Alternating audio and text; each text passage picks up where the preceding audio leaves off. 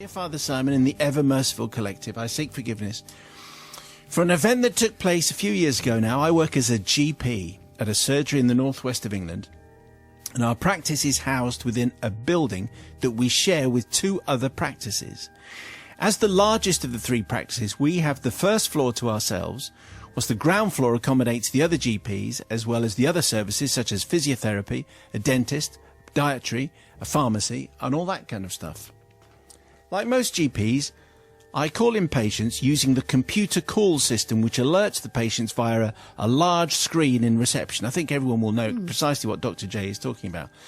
At the time in question, I was fortunate to work in the first room you come to, thus avoiding long delays caused by patients shuffling down corridors, going the wrong way, or generally getting lost en route. On this particularly fateful day, I called my patient, a not quite elderly but older than middle-aged gentleman, and waited. Didn't take long for the knock on the door, and he entered along with a small child who would have been about 2 to 3 years old. Now, Father Simon, it's not uncommon for adults to bring preschool children along with them for the consultations, and I don't usually mind, but it does add an extra dimension to the consultation, and this was one of those cases. As a parent myself, I know how difficult it can be taking your child somewhere for an appointment that you have yourself. It usually results in clear directions from the parent. Sit down, keep still, be quiet, read this, and so on. But this gentleman issued no such commands, and rather annoyingly didn't seem too bothered about the behaviour of his child. In fact, the little boy rampaged around my room like a small tornado, doing all the things that children of his age would choose to do. In my experience, that typically involves pulling out the drawers to check what's inside, usually paperwork and my lunch, climbing on the examination couch, tearing up the paper roll that is used to cover the couch, and most annoying of all, jumping on all the weighing scales. I'm not sure what it is about weighing scales and children, but they're like a magnet. This annoying little child did all of these things non-stop and seemed intent on being as disruptive as he could possibly be. I was totally distracted, and in the end I had to resort to asking the child firmly to stop what he was doing and sit down. Something, that's not a northwest of England accent, I realise, but it's just my kind of doctor getting cross. And in the end, I had to resort to asking the child to stop what he was doing, something I hardly ever have to do, but in this case, I could think of nothing else. Parents are generally quick to be embarrassed and control their children, but not this man. My irritation with him and with his child was incredibly high, but as a highly trained professional, I was hoping that it wasn't too obvious that I was seething. Eventually, the consultation came to a close, and I gratefully said goodbye, and he opened the door to leave. And it was at this point that two things did not happen. The child did not attempt to leave, and the man did not attempt to take the child with him. At this point, I mentally replayed what had just happened, and a few clues dropped into place. The lack of engagement between the child and the man, the lack of parental or grandparental control and discipline, and the fact that there was absolutely no family resemblance between the man and the child. These were all clues I should have picked up on before, but I had made an assumption after another assumption about their relationship. It was now clear to me that the child was not the son or even the grandson of my patient, nor was he even a family friend. In fact, the child had absolutely nothing to do with him at all, but instead had simply run in from the waiting room when he saw the door open. I followed the gentleman out of the door, with the boisterous toddler in tow, to hopefully reunite him with his real parents. As I entered the waiting area, it was quickly obvious to me that there was a lot more commotion than usual, and I soon realised that this was because the practice manager had launched a full missing child search, because the child had been missing for at least 10 minutes. The building had been put on complete lockdown. Staff were guarding every exit. Nobody was allowed to leave. This was also no longer confined to just our patients on our floor, as the lockdown had spread to include the other two surgeries, the physiotherapist, the podiatrist, the dentist. The whole building was shut down. As I stood in the middle of the chaos, the toddler spotted his mum. There was a very emotional reunion, and the guards on the door were told to step down, and things returned to normal. In hindsight, I suppose I should have noticed the fact that the man wasn't the child's grandfather, but in my defence I would say it's not unusual for a child to not look identical to their grandparents, and he could also have been babysitting the child, so I really couldn't tell. Anyway, the forgiveness is needed, clearly not from the child who had a lovely time destroying my consultation room, not from the patient who, after all, didn't question the fact that a child had entered the room at the same time as him. Apparently he'd thought that the child might have been mine. presumably on some Bring Your Child to Work Day initiative launched by the NHS. But really, he should have said something. I also don't seek forgiveness from the parents of the child, who frankly should have kept a closer eye on their unruly offspring. However, obviously, I do seek forgiveness from everyone else in the building during that consultation, especially those in the dentists on the ground floor. Who wants to spend a little longer in the dentist than they need to? Anyway, I await your judgment. Well, you see, I think I know which way this is going to go. Dr. J was just... You can understand how that confusion would arise. Coincidentally, they arrived together. It sounds like another sitcom in the making. Let's see what Bobby makes of this one. It certainly does. It's difficult, isn't it? Because you've got two kinds of people in the same room. Both of you don't want to say anything. And I think there are two kinds of people in the world. Ones that will speak up quite quickly, and those that are too embarrassed to and don't want to make someone feel uncomfortable. The patient obviously thought that the kid was with the doctor. Well, yeah, I say. So two people assumed. So you've got two. It's not just the doctor, it's the elder gentleman as well. But of course, the nature of the appointment meant all sorts of things. So I think you're kind of forgiven, but then I decided, no, you're not forgiven. You're the doctor. You have to maintain, obviously, professional standards. And you would say, Dr. J would normally say, could you not control your child? In which case, then the patient would go, nothing to do with me, Squire. Well, yeah, that's the thing. What's reassuring about this? So I'm going to say, I'm not sure if I'm going to give what I am going to say. Isn't it great that the system worked? They were on lockdown, that everyone was on it. So it was a great rehearsal. So good things came out of it, I think. But actually, I'm going to say, Dr. J, you're not forgiven. She's getting harsher and harsher. I'm not. I've forgiven dear. over 50%. Yes. I'm saying, Dr. J, you should have spoken up. You're the grown-up here. Brother Matthew. Well, my favourite kinds of confessions are these kinds where you hear the story and you think that could have all been solved if you just said X. And obviously if she just said, is that your kid? Can you get him under control? He's ripping up my paper thing that I put on the top of the examination table. And he said, oh no, it's not mine. Then it would have all been solved. But because we're all so very British, we just go along with it. Let's try and ignore the rampage that's going on in the corner as he's jumping up and down on my scale. And also, how do you have a lockdown and no one in that room knew that there was a lockdown? Amazing. So I am going to forgive just because I like that kind of story. Simon. Dear Sage Simon and the brethren of the reasonable and the righteous, my tale takes you back to the early 90s, where as an over-enthusiastic student nurse... It's from Patricia. Got to write it down, thank you. An over-enthusiastic student nurse, so automatically know what territory we're in. You know what student nurses are like. They've got all these stories, and this is one of them. I was enjoying my first foray into a male surgical ward. Our training was mainly see one, do one, teach one. That's how it broke down. More often than not, a gang of student nurses let loose on patients, while the already qualified nurses and ward sisters stayed in the office to do paperwork, which is basically drinking tea and eating toast, different times, and certainly not something that is done today, adds Patricia. This particular day, we received our handover and were sent out onto the ward to look after our pre- and post-operative patients. With a list of patients in our care and a theatre list, we knew who was having what and in what order. So I excitedly went off to put all my classroom teaching into practice, admit the patient, take a full history, and get the gentleman prepared for surgery. For some, it was as simple as compression stockings and a theatre gown. For others, a lot more preparation was needed. Okay. Why have you got your hands in... Both of you have your hands in front of your mouths. Yeah. Patient number one was Mr. Smith, who, given the fact that he was having quite a major operation to have something removed, seemed quite relaxed. Anyway, to start my part of the procedure, I handed him a jug of laxative to ensure his bowel was empty, ready for surgery. Unbelievable. A jug. A jug of them. A jug. A jug of A jug of laxative. Goodness me. She hasn't started yet. Next was a shave. A nipple to knee, as we called it in the business, which meant no hair anywhere within that zone, and all done with an NHS-provided disposable razor. Lovely. No swivel head to be found, no triple-bladed beauties, just a single blade, probably sharpened on the back step of someone's nan's house.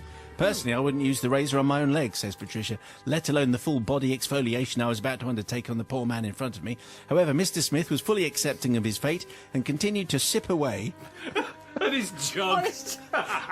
While I set to work with a bowl of water, some cheap soap, and a pile of rather blunt razors.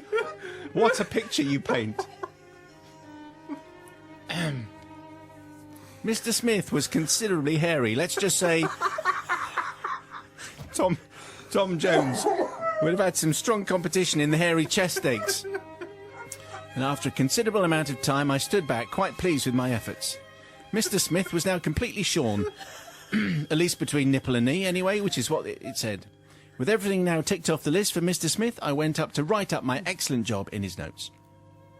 And it was at this horrendous moment in time, as I was flicking through Mr. Smith's notes, page by page, I realised Mr. Smith was not Mr. Smith at all. He was, in fact, Mr. Smythe, with a Y, not an I. Mr. Smythe wasn't going to theatre the following day for a major operation to have something taken out. No. Mr. Smythe didn't need a jug of laxative. Does anyone? I mean, Mr. Smythe didn't even need his moustache shaved, let alone the mass scalping of body hair I had just completed. Mr. Smythe was due to have what is known in the medical profession as a Zadex procedure. In layman's term, the surgical excision of an ingrowing toenail, which involves a theatre gown, 10 minutes in the theatre, home a couple of hours later with a bandaged toe. Thank you very much indeed. Have a box of chocolates. What on earth had I done? Panicking, I interrupted the qualified nurses as they finished their third pot of paperwork. What was their sage advice? Go apologise to Mr. Smythe and start the whole procedure again with Mr. Smith. I went back to Mr. Smythe, pulled the soundproof curtains around him and proceeded to apologise for the torture I had put him through, whilst quickly whipping the remaining drips of the laxative liquid out of his hands. Amazingly, Mr. Smythe was very understanding, even when the other chaps around him could hear my grovelling apology and were laughing rather loudly at his predicament. So, my wise and wonderful collective, I don't seek forgiveness from Mr. Smythe, who quite frankly should have said something and questioned the reasons for the laxative. What? It's my toe. What? And so on. And the shave. Why? I'm just having my toe. You haven't even shaved my toe. Heaven's sake.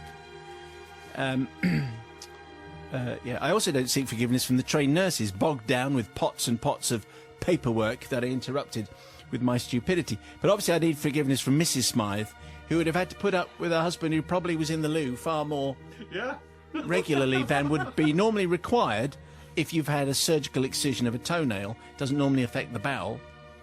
And for no doubt, constant complaining about stubble rash in various places for the next few weeks. You can see Patricia's problem. She was just trying to do her best, but she got the wrong patient. I think there might be quite a few people going, yeah, actually, that happened to me. And there'll be anonymous texts and confessions coming in. Sister Bobby, what do you say there?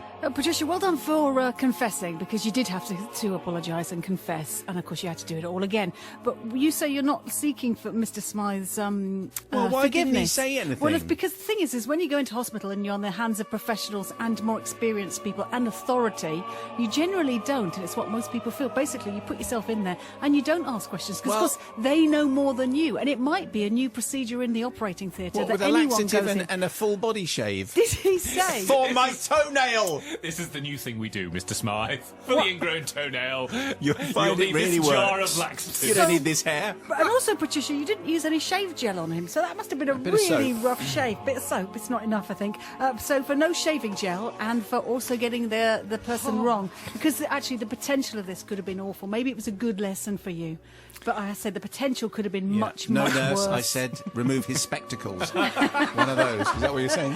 That's exactly what I was goodness thinking. me. Yes. The two Ronnies all over again. So, Patricia, you own, although hilarious, and I don't know how Matt and I made it through there, I have to say, is you're not forgiven. Great Matthew. story. Well, we're definitely forgiven because you've managed to get laxatives into a confession. Which is they never unbelievable. ever get on. They never get But on. this so- is done for medical reasons. Obviously, you know, apart from the fact that it's a jar of them, I still can't get my head around why you would need. I mean, surely just the one, but maybe you want to be extra sure that there's nothing left. But really, I mean, okay. So I'm going to forgive because laxatives. Never. Father Simon, Brother Matt and Sister Bobby. My first confession, which does not need confession, is that I am a priest, a bona fide, genuine, Church of England, forgiveness-bestowing priest. What follows is a tale which I've already cleared with the real God, but Good to know. I feel still needs your consideration. Okay. Okay. In other words, he's got a showbiz story, so he wants to tell us about it. As a new chaplain in post, I was conducting my first Holy Communion service with a small but devout group of faithful churchgoers. This always entails an element of concern, mainly to make a good impression whilst being faithful to the gospel. Having been ordained for several decades, my experience prepared me for most eventualities. Well, this is where the story gets technical. There are a number of ways during communion to deliver the wafer to the recipient. In the low church, this involves the simple placing of the wafer in an outstretched hand. In the high church, this can involve the more delicate placing of the wafer on the outstretched tongue. In a chaplaincy setting, there can be an interesting mix of the two. After the appropriate prayers and blessings had been prayed, I walked to the rail where the faithful were kneeling. As a low church man, where we don't do ritual, but conscious of the delicacy of the high church operation where they do, I said a quiet prayer that it would all go well. This prayer was not particularly answered. I approached the husband of my new church warden, waiting for the hands to reach out to receive the wafer, even. And the waiter. Beg your pardon. To receive the wafer. Sadly, I waited in vain and instead saw his tongue reach out to receive the consecrated wafer. This was delivered delicately and decorously with no drama. A precedent had been set, so I moved to his wife, my new church warden, a key official in the efficient running of the church. I was ready. I had successfully negotiated my first tongue and moved forward with, which is a good line, Father. Yes, it is. I moved forward with confidence, wafer at the ready. My fingers moved towards her tongue for the delicate operation of placing the wafer without my finger and her tongue making contact. The operation was proceeding smoothly until finger and tongue withdrew, the transition having been seemingly completed. However, this was not actually the case. The wafer wobbled and then dropped. And let's just say that it disappeared into a delicate gap and could not have landed more perfectly in her décolletage. It's surely not going to go in the cleavage. No. This was not a scenario that theological college had prepared me for. Thankfully, my church warden saw the funny side and started heaving with laughter. Unfortunately, this had some consequent effects, involving a much shaken wafer, which had now, frankly, disappeared to who knows where.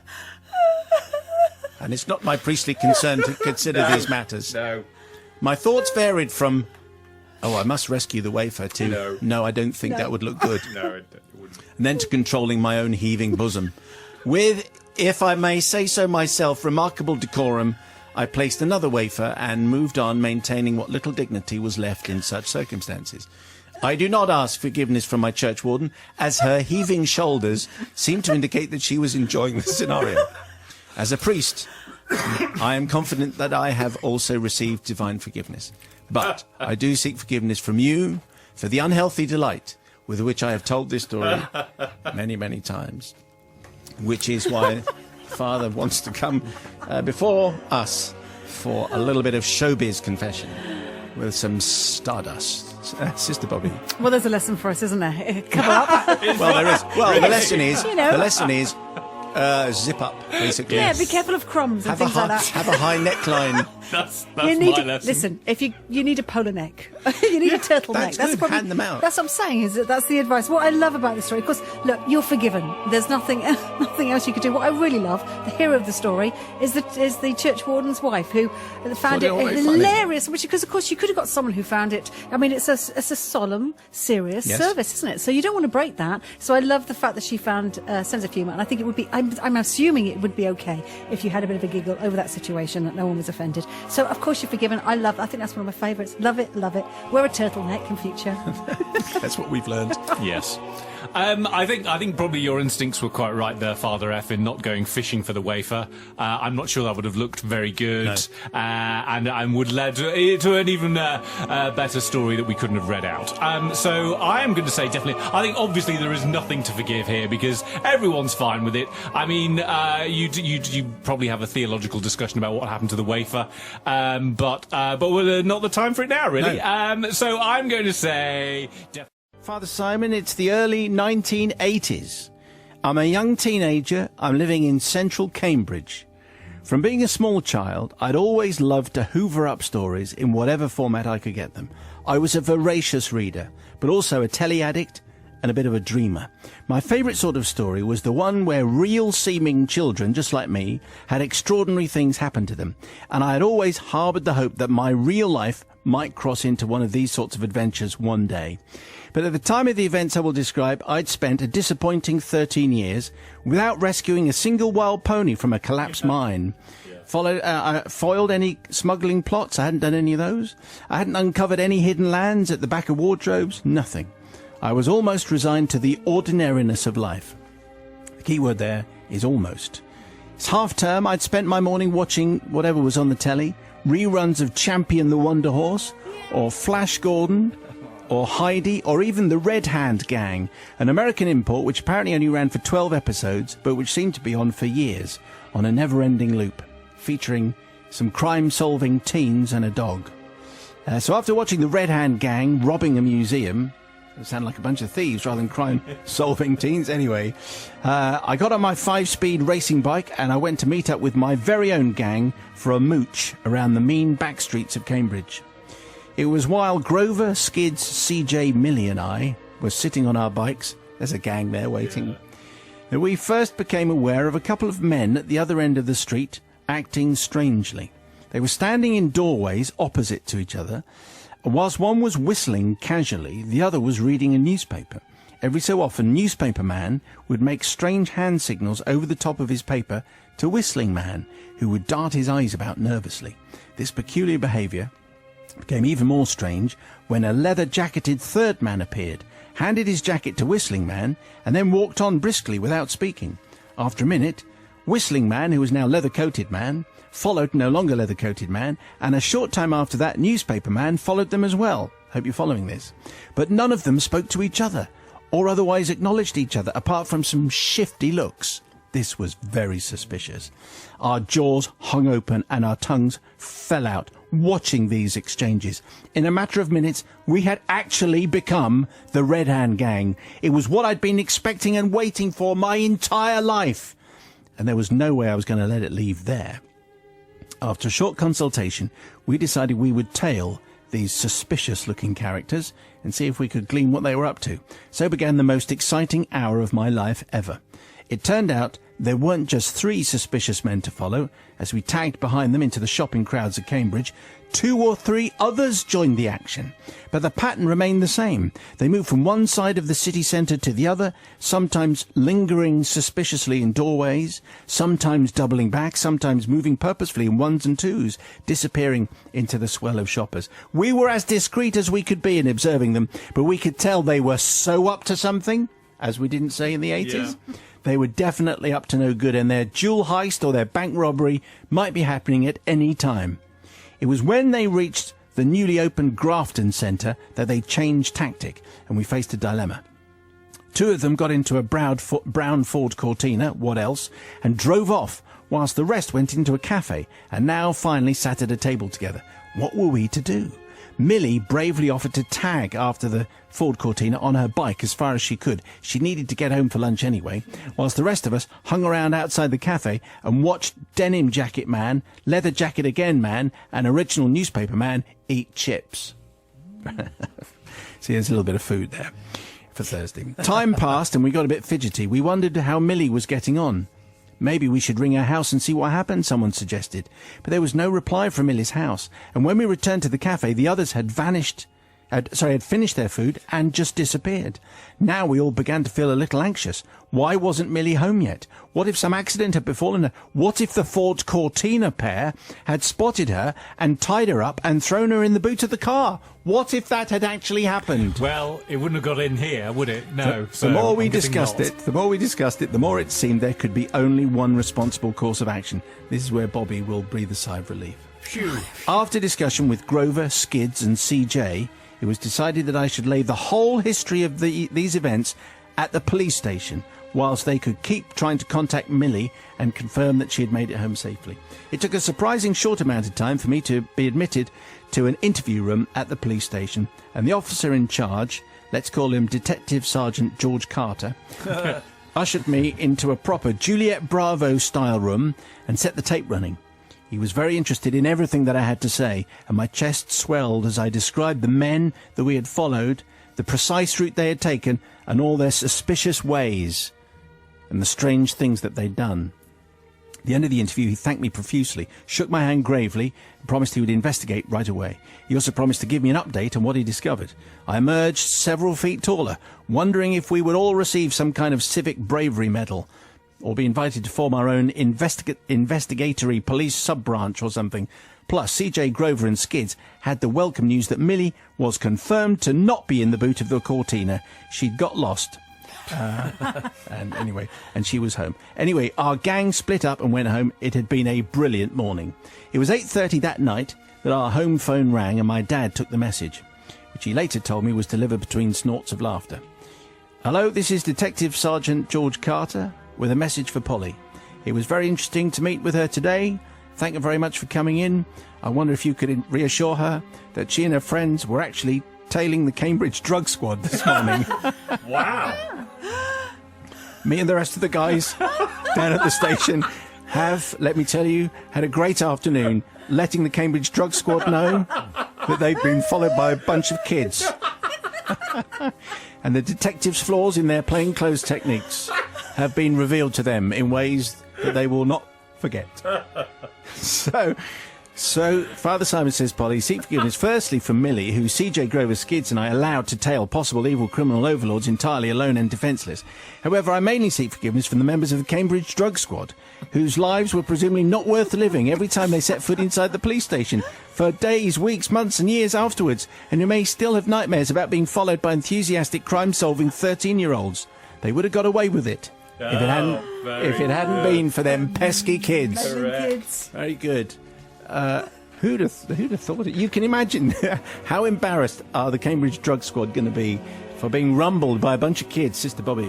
Oh, I love Polly, girl after my own heart, and everyone else. Well done. What an adventure. I know. The thing is, Famous Five, yes. I grew up on. In fact, I've not long ago read another Famous Five, and then the Island of Adventure as well. Yes. Yeah, they didn't have a pet though, did they? You need a parrot or a dog if you're going to have a team. That's right. And anyone who committed a crime had a beard. Did they really? If there was anything dodgy happening, this guy with a beard. Okay, this is easy. You do have to take care, and I think this is absolutely fantastic. It might be my favourite one of the year. I know it's early, but I love it. I really love it. Polly, well done. Okay. You're forgiven. Novice Nigel. Well, Polly got me when she said that she was a bit of a dreamer. I love that. Walter Mitty, still very much part of my world, and just any child can go out there and dream and great and spend that time outdoors, which a lot of younger people aren't doing enough of. So I think that was fantastic. Does sound like an episode of Montalbano meeting Peaky Blinders, doesn't it? Leather clad jackets and newspapers and hand signals. That's very Sicilian. So I think they did well. And the drug squad, I mean, they're very on. They were absolutely up there. There was a great big sting in operation. So well done to them. Polly definitely finished. Forgiven. I would love to know what the Cambridge drug squad were doing and who they tailed and what was the final product. Yeah, and also, are they really still using that newspaper thing? Surely we all know the newspaper thing now of person who's looking at a newspaper, but they're not really looking at the newspaper, they're looking over the newspaper. They're always the dodgy ones. I remember when I was young, you would tail people round supermarkets and see how long you could tail them before they realised you were following them up the frozen turkey aisle. So, great times, everyone. Obviously, simpler times. So I'm going to forgive.